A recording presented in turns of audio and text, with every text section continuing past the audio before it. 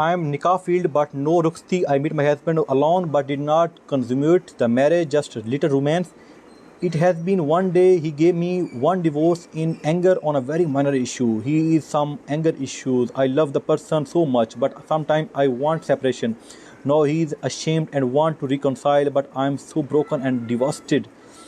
Is it apply on me?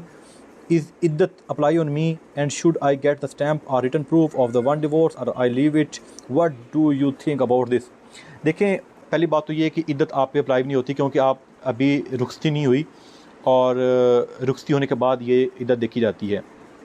और secondly जो है वो स्टैम्प पे लिखवाने की ज़रूरत नहीं है। एंगर में एक तलाक दी है तो फिर क्योंकि 3 तलाक इसमें वो चाहिए होती हैं और आप सेपरेशन का सोच रही हैं और आप ये भी कह रही हैं कि आप उससे लव करती हैं, आप ब्रोकन हो चुकी हैं और वो भी आपसे बहुत मोहब्बत करता है और वो अशेम्ड भी है, तो आई थिंक आपको सब्र और तहम्मुल का मुज़ाहरा करना पड़ेगा और आपको देखना होगा कि आया कि कुछ पॉसिबिलिटीज़ बन रही हैं। अगर वो गारंटी क्या है, मैंने पहले भी आपको अर्ज़ की है कि there is no guarantee for a man for woman to what will do in future is so far, what will do in next moment, कुछ भी नहीं पता होता, कुछ भी गारंटी नहीं है। There is also a completely trust और ट्रस्ट के बगैर I think nothing else more.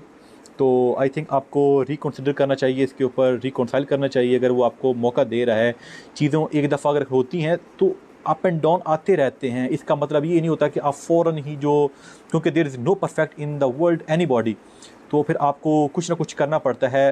Same is that को आपको एक दफ़ा सोचना चाहिए। सेपरेशन, तलाक या जो भी आप उसको कह रही हैं कि डेसोलेशन ऑफ मैरिज या खुला लेने से पहले एक दफ़ा प्लीज़ रिकन्सिडर या रिकन्साइल करें, आप उसको मौका दें। क्योंकि कुछ लोग कहते हैं कि जो इत्थे बद्दू और मक्के बद्दू, मतलब जो यहाँ पर ख़राब है वो नेक्स्ट भी ख़राब होगा। बट आई थिंक जो मेरा एक पर्सनल आपको मशवरा होगा, बरादराना मशवरा होगा, वो यही है कि things are always not same. लोगों की सोच बदलती है, लोगों के आइडियाज़ बदलते हैं, ख्यालात बदलते हैं, लंबे जो हैं वो उसकी जो मिसअंडरस्टैंडिंग होती है वो कम होती है। आपको रिकन्साइल लाज़मी करना चाहिए।